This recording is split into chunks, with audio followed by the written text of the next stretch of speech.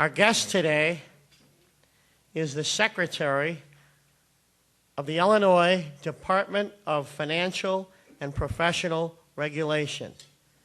His job, among other responsibilities, is to help make Illinois a more business-friendly state. He earned his bachelor's degree from DePaul University and his law degree at Loyola University. Our guest today and his wife and daughter live in the city of Chicago. Ladies and gentlemen, please welcome to the City Club of Chicago the Secretary of the Illinois Department of Financial and Professional Regulation, Dean Martinez. Dean? Have some fun. I'll try to have some fun. Well, thank you very much, Jay. And actually, Jay, just so you know, it is the first time anyone has gotten the title of the department correct and my title all correct at the same time. So thank you very much. I had a running bet with my wife that one of the two titles would be mischaracterized. But thank you very much for having me here. I want to first thank my staff that's here. I want to acknowledge certain members of my staff that are here. A number of people were acknowledged, Jay. Thank you. But I want to also acknowledge our new general counsel from who used to work for OMB and now works for us, Kevin Connor, who's here. And Brent Adams, our new policy director of the agency. From the governor's office, Medea Hurtado, who's here as well. And if I miss someone from my agency, I apologize. I'm looking around right now to see who else is here. But I also want to acknowledge one other person, the former secretary, the first secretary of the Department of Financial Professional Regulation, who I had the honor of being chief of staff for. And I want to thank him for that opportunity. And it's Fernando Grillo, who's standing right over there.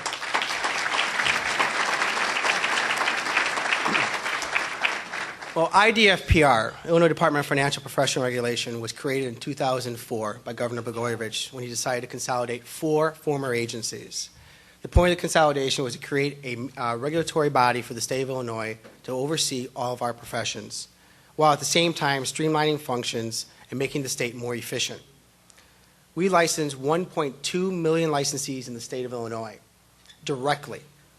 Now, for people to have a good sense of this, we only have about 12 million people in the state. So 10% of the state we directly regulate.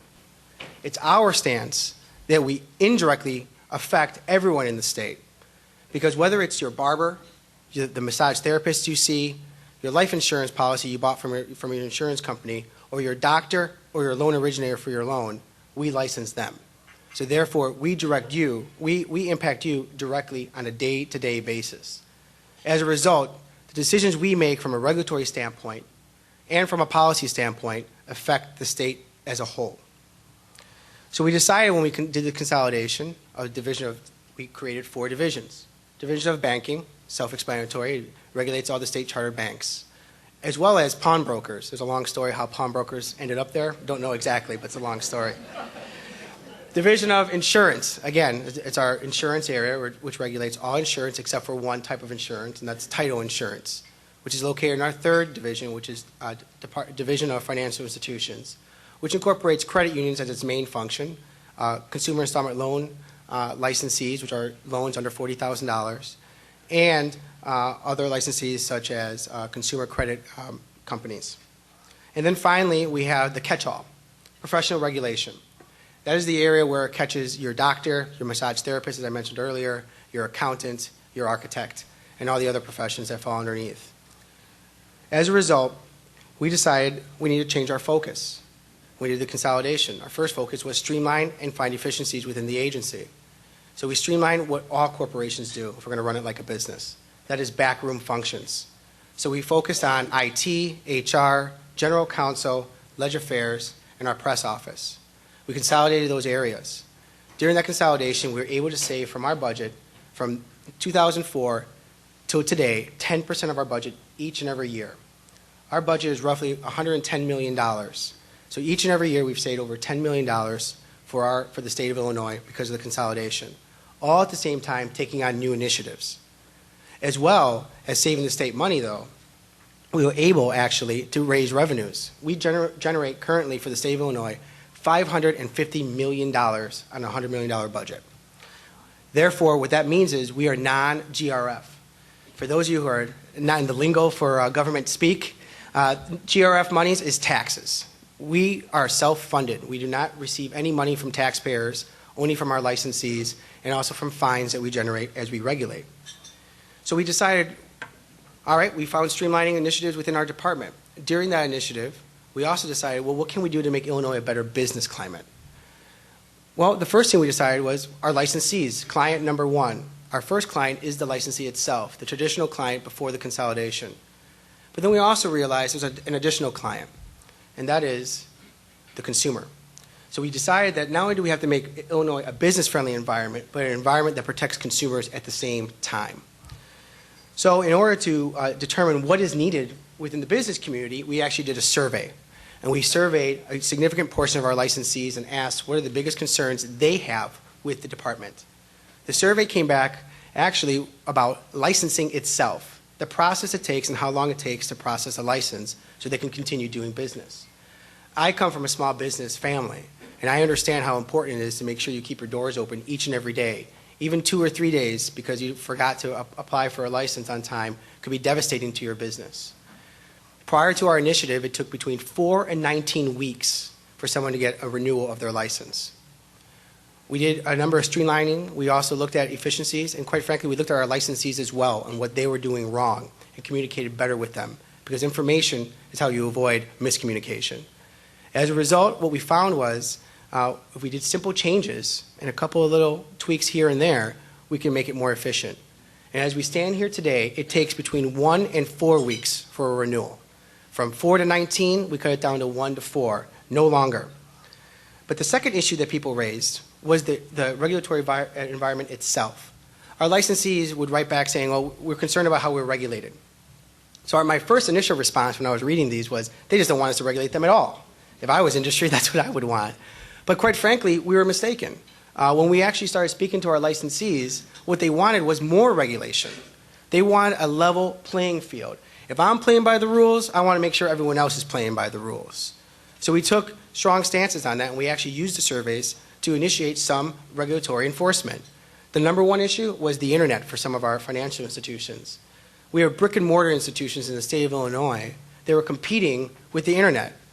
So here we have an Illinois licensee who has employees in the state of Illinois, pays taxes in the state of Illinois, and competing with someone who wasn't following the same rules using the internet, which is extremely difficult for anyone who's a regulator here or who is in that process. Regulating the internet is difficult. Well, we took an aggressive stance on that, and as of last year, we actually did the largest fine in the history of the state, or at least in this area of our department, with an over $200,000 fine against a company, and shut it down to protect some of our Illinois businesses. We decided as well to look at other enforcement areas, because in order to have a good regulatory environment, we must make sure we protect all areas of the department and the state. The first thing we created was a mortgage fraud task force. Everyone knows, and I'm going to talk a little bit more later on about the mortgage crisis we're facing. But in 2005, well before we were reading anything about mortgage crisis in the country or in the state, we created the state's first mortgage fraud task force. The fraud task force was actually only able to be created because of the consolidation itself. The task force actually incorporated our examiners from title, our examiners from appraisal, our examiners from real estate, and as well, of course, our mortgage unit. And when we first started putting this group together, the first thing that was brought to my attention was, well, Secretary, we don't have enough mortgage examiners or examiners to be at every closing every day. We don't have enough personnel to be standing at every title closing or at every initial transaction. Of course we don't. So then I asked them a real basic question. I said, well, do you speed on the highway? Now, the first reaction, everyone kind of got quiet, was concern. Why would I ask them if they break the law on a regular basis? But, especially as I'm from the state's attorney's office. But the question was, obviously the answer is no. Well, somewhat. Most of us drive about 10 over, which I won't admit publicly. But let's say, hypothetically, I drive 10 over. And most of us drive 10. Why is that, though? Is it because there's a state trooper on every highway and every exit? No. Is there a state trooper on every ramp? Absolutely not. We know there aren't enough. The reason why we don't speed, or at least we stay within a certain parameter, it's because we don't know where that state trooper is. We don't know where that police officer is at that red light. So therefore, you have to create that same environment in our regulatory area. Initially, we would do scheduled and regular exams. Well, now we're beginning to do random exams. And we do exams where we actually take all the examiners from one given area and flood them into different parts of the state. And we focused on the mortgage area because we were concerned on what was coming around the bend, which has actually happened. And as a result, what we did was we went in and we hit a couple areas. And I'm sad to say initially that 33% of individuals were out of compliance when we would flood certain areas. But that wasn't really where the success was, because as I indicated, fee generating is not our focus. We generate enough on our fees as we stand here today. We were looking for compliance. And what we enjoyed most was the email chains that we were seeing from industry to industry when they were being forwarded to us, saying that the regulator is randomly showing up, you better make sure you're in compliance because you don't know when they're going to stop and knock on your door. Well, a result of these random inspections turned the largest mortgage fraud scheme that we were able to uncover in the history of the state. Approximately 6 months ago, we did an investigation and we found 120 properties that were foreclosed upon due to a mortgage fraud scheme. They were all located in one area of the city. So imagine the impact of 120 properties being foreclosed upon within 1 year in one part of the city. Well, it has a ripple effect. It wasn't probably most people in this room, it probably wasn't your neighborhood, but the ripple effect will affect and did affect your property values as you sit here today. And we uncovered that it was actually involved only 5 individuals. And the unique part about it, though, was we didn't do it alone. Because of our ability to be a reasonable regulator and work with our industries, industry itself, and I'm not going to share the name, but a regulated industry that we regulate gave us 5 employees on a temporary basis to help us investigate the files because their company was defrauded as well. So we did a corporate-private partnership as a regulator to try to help and protect the state of Illinois. We also wanted to focus on how we can also make Illinois a better business environment and also protecting consumers by looking at medical malpractice. Obviously, as all of you know, or if you were reading the newspaper about 2 years ago, there was a big crisis in the state of Illinois because we were losing doctors left and right. As a result, there were some statutes and legislation that were passed to help us try to regulate and better regulate our insurance providers regarding medical malpractice.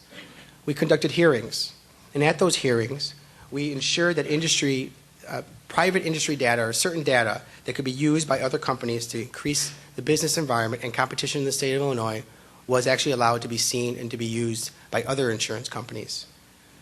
The net result?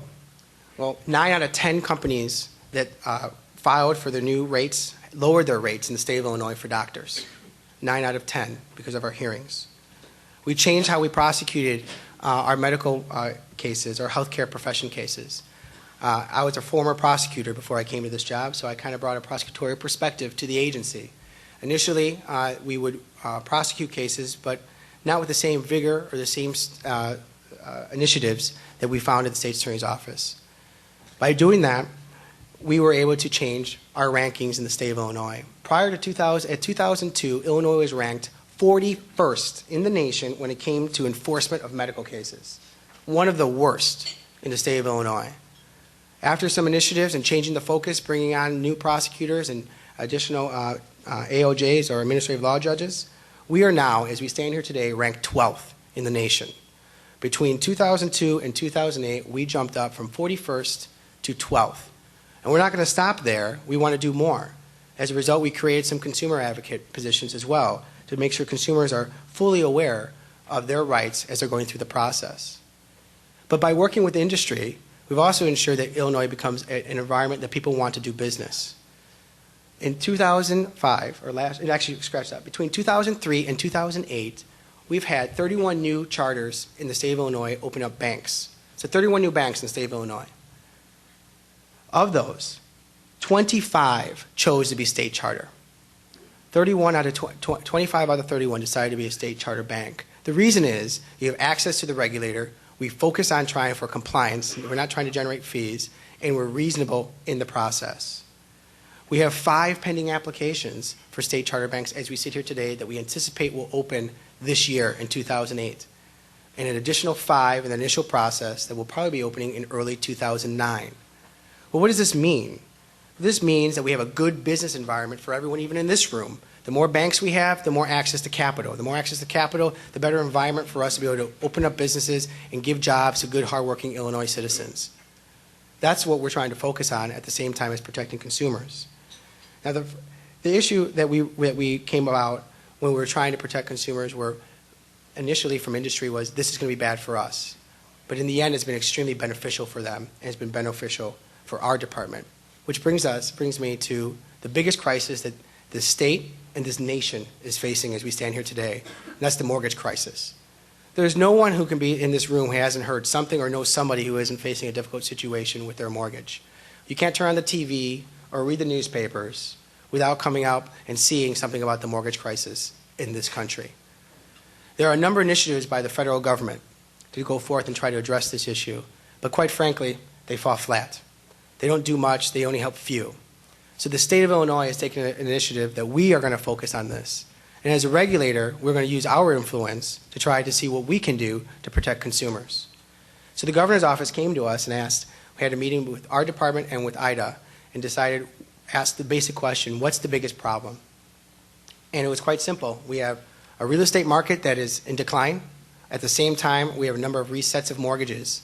While they're trying to reset those mortgages, your real estate value is less. So the basic answer is we need capital. We need investment, and we need money for people to be able to refinance their homes. So we came up with the idea of the Homeowner Outreach Initiative, which the governor announced approximately 2 weeks ago, 2 weeks tomorrow. This is the most comprehensive anti-foreclosure initiative in the country. Nothing even comes close to us. First, we're going out into different communities on a weekly basis, oftentimes more than once in a week, around the state, offering counseling, offering legal assistance, and offering lenders to be there to try to do workouts. We have a 1-800 number where individuals can call that you can call about regarding your mortgage if you have a concern, and see if you can have a meeting with your lender to try to do a workout with your lender. But more importantly, the biggest issue, we brought money to the table. I approached a number of our local Illinois-based companies and asked them, can you step up to the plate? We can't wait for the federal government. We can't wait for federal institutions. We need someone to do something now. They gave us $200 million guaranteed at fixed 30-year products for people to go into with credit scores as low as 580. There's nowhere in the country that anyone's offering anything even close to that. And the only reason we were able to put this product together was because of the business climate that we've created with our lenders and with our regulatory entities, or the entities that we regulate, to create an environment that they want to do business in. And it's our strategy that number is just seed money. That's the beginning of the process. And I'd like to, I told you I was going to be brief with my remarks today, but we want to challenge the financial institutions that are here today and those that you know and have connections with. They should contact our department or the governor's office and participate in this initiative. $200 million should be $500 million before the end of the month. And $500 million by the end of the following month should be $1 billion. Because it's just a drop in the bucket. And it's good products. It makes good sense. You're keeping people in their homes, so therefore they can continue doing business, continue paying taxes, and continue helping the economy grow. So with that, I want to thank you for offering me an opportunity to speak. I don't want to be dreary because I think the outlook looks good if we continue on these initiatives, but we're extremely excited to move forward and to make Illinois a better business environment. Thanks.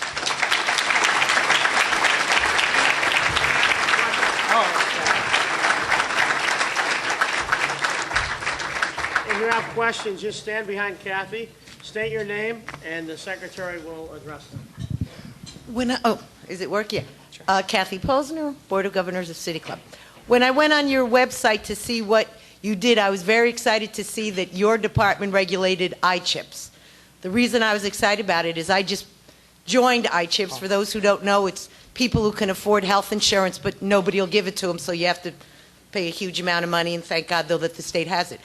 I had a number of questions as I was going through the process. Nobody ever responded back to me, so I wonder if you can give me somebody that I can speak to. Yeah. So, just so I can ask some. I mean, I had to just randomly decide what program to pick, what to do, because there was nobody that would help me. So I don't even know if I'm in the right program. I know you took my money, so I know I'm covered. But Well, actually, Yeah. that's a federal program as well, so I don't know if I actually got the money. The federal Yeah. government might have gotten some of it. First, I want to apologize for that. That's not supposed to work that way. iChip is a program that we run through the department as well. It's got federal money and state money within it. And there is actually a coordinator, an outreach campaign for it, and they oftentimes work with another program called SHIP, which is the Senior Healthcare Initiative program. They oftentimes work together. So I apologize for that. That should not have happened. We can definitely make sure that you can be contacted to make sure you're in the right product. 'Cause that's one of our focuses on our insurance area, is to make sure that seniors, and particularly with SHIP, which is our Senior Healthcare Initiative, and our other programs, that everyone's in the right product. Because oftentimes you could be in a product that is not actually to your best interest, and that's what your concern is. I'm Right, assuming. because I don't know if Right. if there was no one with a question, I was going to ask another one, but someone has a question. Okay. I'll go. So how am I going to get contacted?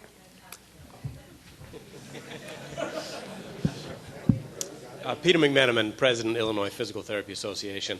Glad to hear about your initiatives on renewals. In fact, I can confirm I'm not getting the number of complaints from our members that we were getting a few years ago. Been a definite, so I'm seeing the evidence of that. Sort of a related question, can you tell us what the time frame is for investigating and adjudicating a complaint against a licensee? Yeah. The investigating is the area that we have the most control of, because that's the initial phase. We actually have a complaint processing unit that receives complaints either both through the phone or on the internet. If you went to our website, one could actually file a complaint at our website directly, which is a unique feature and a new feature, as well as being able to call in or come into the office and file a complaint, which most people don't want to do. The investigation process depends, again, that's all it varies on the issue. Our biggest frustration has been the prosecutorial side, because one has a right to that license, or they have an interest in that license. They generally hire attorneys or representation, which we all deserve to have, and they go through the process. It depends. We've had cases adjudicated within 45 days, but we also have cases that take 2 years. It depends on the complexity of the case and really the strategies that are taking place. We're trying to focus on the issue of the major cases we need to go forward with, but on the compliance issues to try to get those off the docket as early as possible, so that way we can focus on the more egregious cases that we read about in the newspaper. Thank you. Sure. How you doing? Hi. My question is sort of basic, so I'll start at the start of it. I'm very happy to hear about the mortgage program, because I think this is a problem that requires catastrophic attention right now. However, there is two things which I think are sort of missing. I don't believe there's enough effort right now for the state to work with the Chancery Court to catch the cases that are now in the pipeline at the point where people are really probably at days away from being out of their home. And this pipeline has grown dramatically in the last 6 months. So my first question is your office planning to put any kind of oversight, participation with the Chancery Court to try to catch these cases, so that there's an attempt to get the lender and the borrower there at that penultimate moment to kind of work something out? Yeah, unfortunately, we don't have any authority over the Chancery Courts. We're a regulatory body for our licensees. Now, but I can tell you that at the homeowner outreach days, we've had individuals that come to us who are days away from hearing of losing their home, and we call the lenders in those situations and ask them if, again, based upon different scenarios, if they can stay that process to see if we can try to work out, do some sort of a workout, or put them into a new product so they can stay in their homes. And I know for a fact at least 2 scenarios that that's occurred. I personally go to about 1/3 of the outreach days to make sure I get a good feel of what's happening at those events. And we also have instituted, as we've been going to those days, bringing investigators as well. Initially, it was just simply a partnership with some of our counseling agencies, with our other sister agency, to try to help people within their mortgage crisis that they're facing. However, as we were speaking to a number of counselors, we were starting to find out there were some egregious things that happened before they even got there. As a result, we now have a table that's set up with a laptop that connects directly to our site, where we can open up investigations on site. And we've already opened up 7 investigations just in the last month from those meetings with individuals. So we are trying to do it from more of a from outside perspective, because we really don't have any direct authority over the Chancery Court. Right. Well, my suggestion was that at the Chancery Courts, instead of public records, you can probably get a fairly good idea of what cases require the most attention and where they're from just by looking at the docket. Right, we've been using that. Yeah. Right. My second question happens to be somewhat remote, but still related. Most of us in this room have heard about the tremendous crisis in Nevada where a healthcare provider decided to reuse syringes. And there was a fairly large number of people involved in this little shenanigan. But I'm wondering now, as a consumer, how could anyone or how could any regulator really do something about a situation where you've got an institution that's decided through many layers of management and supervisory and also down to just, healthcare workers, not to tell people what's going on. So one of the things that I'd like to ask is there any way that process of sort of showing up and checking something like this could happen in some of these healthcare facilities? Because I don't think this is the only one. I think it's up to 40,000 people right now that they've got to contact. Actually, we do investigations and examinations of all of our licensees. And in fact, it's interesting you bring that up. We had a similar scenario in the pharmaceutical world where we had a repackaging problem. Some of the pharmaceutical companies were repackaging items. Again, very similar. It was a systematic process that was happening internally, which one would think would be very difficult to uncover. But our examiners are very well trained. They notice certain things, and based upon something that just seems odd, it doesn't seem right, they will look into it and then make determinations. And the ironic thing about investigations is generally people want to admit what they're doing. Most people don't realize that. They always think it's like on TV that you have to trick them into the answer. But most people want to tell you because they're guilty about what they've done. So if you properly investigate and you have well-trained investigators, and we believe we do, it may take us some time. It took us a year in that mortgage fraud scheme that I mentioned, but we will eventually catch you. And hopefully that's the message we're trying to send out. And when we do, we will shut you down. Sure. Any other questions? Let's give a round of applause. Thank you. Very good. I'm going to give you a gift.